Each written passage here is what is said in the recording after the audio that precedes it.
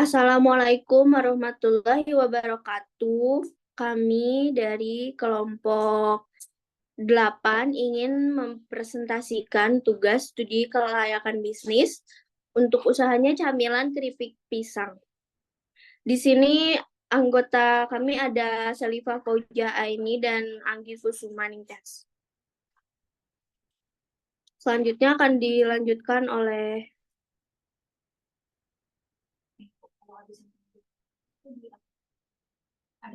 Di sini ada latar belakangnya. Keripik pisang muncul sebagai salah satu produk yang mendapatkan perhatian besar dari pasar global. Keripik pisang sebagai produk makanan ringan menawarkan banyak keuntungan. Dari segi banyak produk olahan tersebut, pisang merupakan salah satu produk unggulan Provinsi Sulawesi Tengah. Berdasarkan cara konsumsi, pisang dikelompokkan dalam dua golongan, yaitu banana dan plantain. Keripik pisang sendiri merupakan itu nama brand yang diplesetkan agar menghasilkan suatu nama yang unik dan juga gampang diingat oleh khalayak umum. Terbuat dari pisang mentah yang diiris agak tebal, yang digoreng hingga garing. Camilan keripik pisang digoreng hingga garing.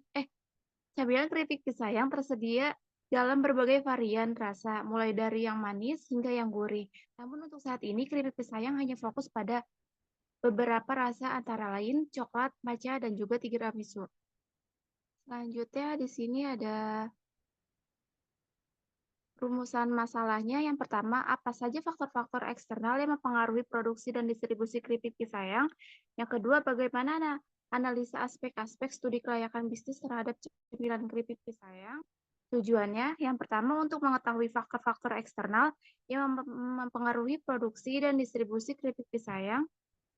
Yang kedua, untuk mengetahui analisa aspek-aspek studi kelayakan bisnis terhadap cemilan keripik pisang. Selanjutnya ada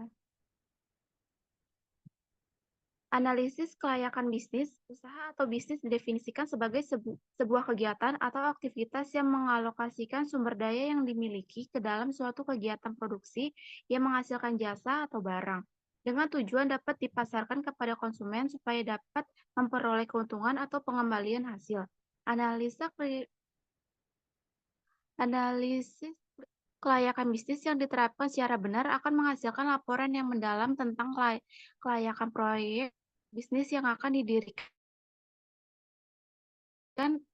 dan kemungkinan sedang berjalan dapat dilakukan kegiatan analisa kelayakan bisnis. Analisis kelayakan bisnis dapat dilakukan untuk menilai kelayakan dalam pengembangan suatu usaha. Analisis kelayakan bisnis perlu dilakukan oleh pelaku usaha sehingga dapat mengurangi risiko dan kegagalan usaha yang akan didirikan. Lalu ada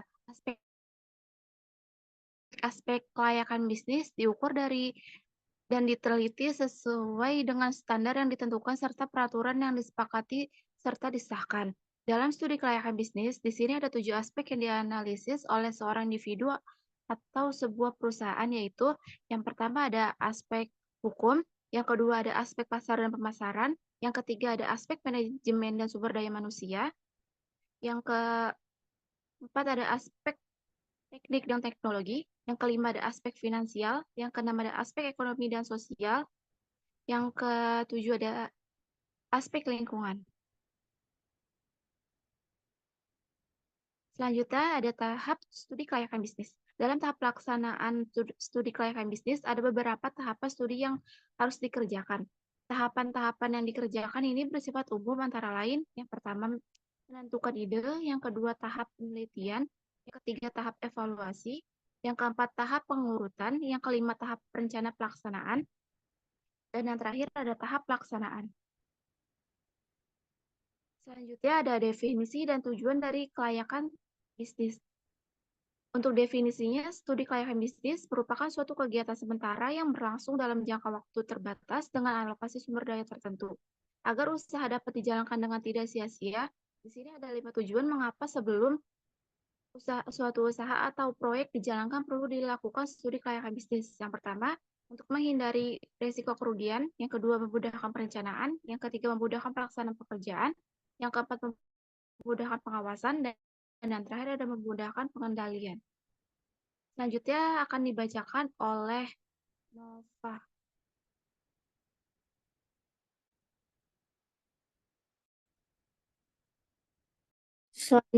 Selanjutnya ada biaya dan pendapatan. Biaya produksi adalah seluruh biaya yang dikeluarkan oleh perusahaan untuk memperoleh faktor-faktor produksi dan bahan-bahan mentah yang akan digunakan untuk menciptakan barang-barang yang diproduksi perusahaan.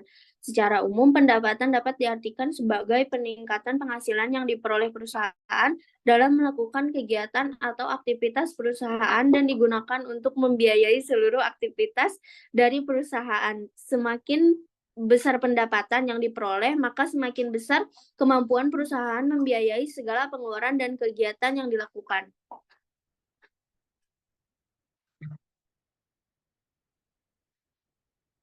Profil usaha keripik pisang adalah salah satu makanan tradisional yang terbuat dari pisang yang dipotong agak tebal dan digoreng.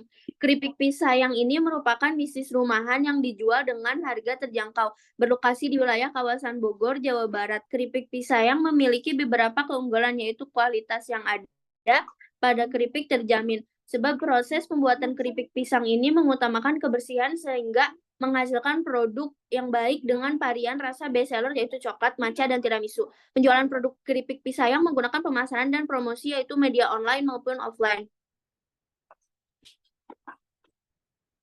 Selanjutnya ada struktur organisasi.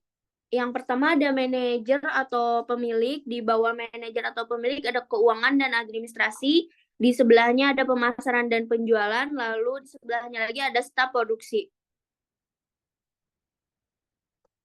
Aspek legalitas bisnis adalah tanda sah terdirinya sebuah bisnis atau dalam definisinya adalah suatu organisasi yang menjual atau jasa kepada konsumen atau bisnis lainnya untuk mendapat laba. Dalam rencana pengembangan bisnis usaha mikro kecil dan menengah UMKM.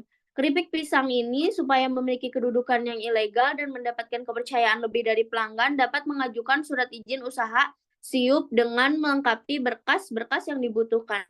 Badan usaha terdiri dari beberapa macam antara lain perseorangan, firma, CP, PT, yayasan koperasi, dan lain-lain. Untuk pelaksanaan usaha ini adalah badan usaha perseorangan. Kepemilikan usaha ini dimiliki oleh suatu orang, namun juga terdapat wakil pembalik dikarenakan adanya gabungan modal yang berasal dari pemilik dan wakil.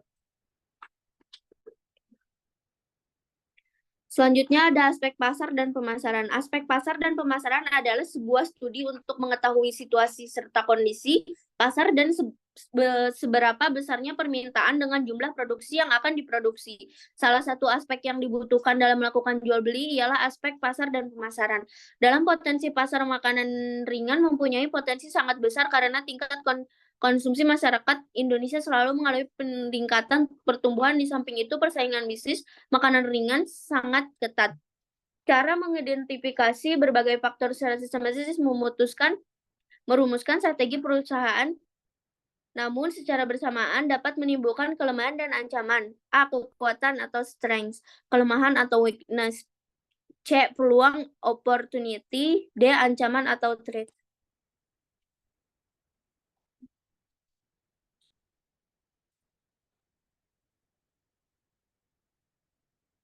Selanjutnya ada aspek teknik dan teknologi. Merupakan perkembangan teknologi mengalami kemajuan yang pesat, terutama pada era globalisasi, baik pada bidang bisnis maupun pada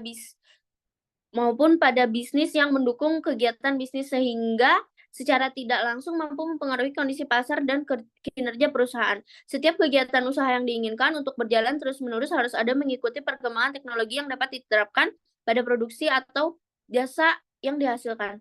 Dalam prosesnya dari mulai pengolahan, pengemasan, pengelolaan, sampai pemasaran tentunya tidak akan terlepas dari kebutuhan teknologi. Teknologi yang kami pakai dalam usaha ini yaitu TikTok, Instagram, WhatsApp, Facebook.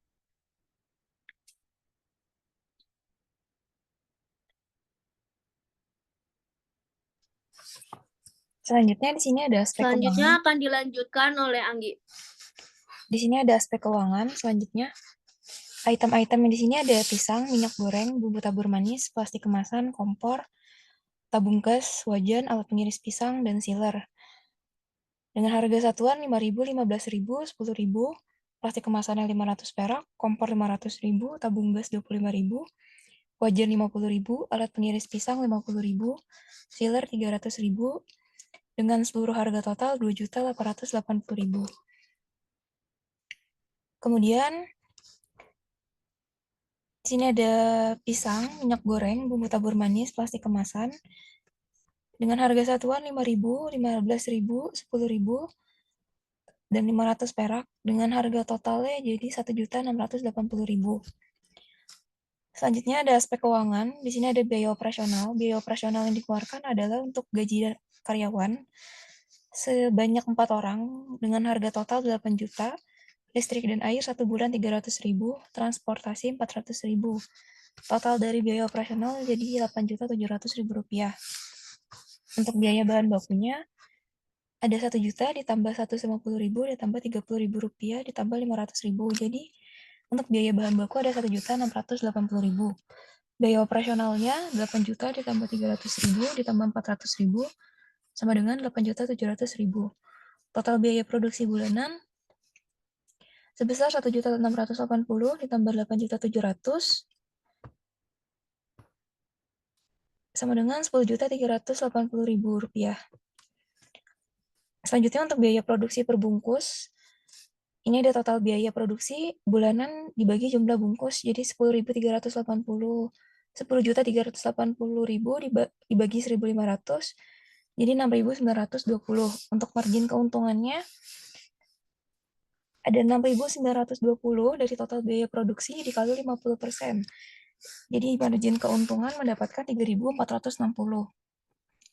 Untuk harga jualnya dari total biaya produksi per bungkus 6.920 ditambah dari margin keuntungannya ada 3.460, jadi totalnya 10.380 dan dibulatkan menjadi 11.000 rupiah. Untuk proyeksi keuntungan bulanannya 11.000 dikali 1.500 sama dengan 16.500.000. Untuk proyeksi keuntungan bulanannya 16.500.000 dikurang 10.380, jadi totalnya adalah 6.120.000 rupiah. Untuk aspek ekonomi dan sosialnya, pertama ada penciptaan lapangan kerja. Dengan bisnis ini dapat menciptakan lapangan pekerjaan seperti memotong, menggoreng, pengemasan sampai tahap distribusi. Yang kedua ada pendapatan lokal. Dengan membeli pisang kepada pelanggan setempat dapat meningkatkan pendapatan pedagang. Yang ketiga pengembangan industri lokal. Produksi dalam skala besar bisa memanfaatkan ekonomi skala dengan menurunkan biaya produksi per unit. Selanjutnya aspek sosialnya ada peningkatan kualitas hidup. Dengan pekerjaan stabil dan pendapatan yang layak akan meningkatkan kualitas hidup karyawan. Yang kelima, promosi budaya lokal. Keripik pisang merupakan produk lokal sebagai bagian dari warisan budaya serta menarik wisatawan untuk membeli. Yang keenam, jaringan sosial. Koneksi antar pemilik dan pedagang dapat memperkuat jaringan sosial. Selanjutnya ada aspek lingkungan hidup. Limbah padat terdiri dari bahan plastik sisa pengemasan yang langsung dibuang ke tempat sampah. Limbah padat lainnya seperti kulit pisang dan juga plastik langsung dibuang ke tempat sampah sementara. Selanjutnya ada limbah cair. Limbah cair yang dihasilkan yaitu buangan air komersial seperti toilet, dapur, dan air pencucian pisang. Dan limbah yang berasal dari air buangan ini melalui saluran dianggap tidak berbahaya. Kesimpulannya, dalam menjalankan bisnis keripik pisang, penting untuk menyelaraskan aspek ekonomi, sosial, dan juga lingkungan hidup untuk mencapai kesuksesan yang berkelanjutan. Bisnis ini memiliki potensi besar dalam meningkatkan ekonomi lokal melalui penciptaan lapangan kerja, pemberdayaan petani lokal, dan penggunaan teknologi modern yang meningkatkan efisiensi produksi. Selain itu, dengan menyediakan pelatihan dan pendidikan bagi karyawan, bisnis ini tidak hanya meningkatkan keterampilan dan kapasitas tenaga kerja, tetapi juga berkontribusi pada peningkatan kualitas hidup komunitas lokal, dukungan terhadap ekonomi lokal, dan peningkatan pendapatan masyarakat setempat, menciptakan dampak sosial yang positif, memperkuat jaringan sosial, dan mempromosikan warisan budaya daerah melalui produk lokal yang unik. Terima kasih. Sekian presentasi dari kelompok kami, kurang lebihnya mohon maaf. Assalamualaikum warahmatullahi wabarakatuh. Waalaikumsalam warahmatullahi wabarakatuh.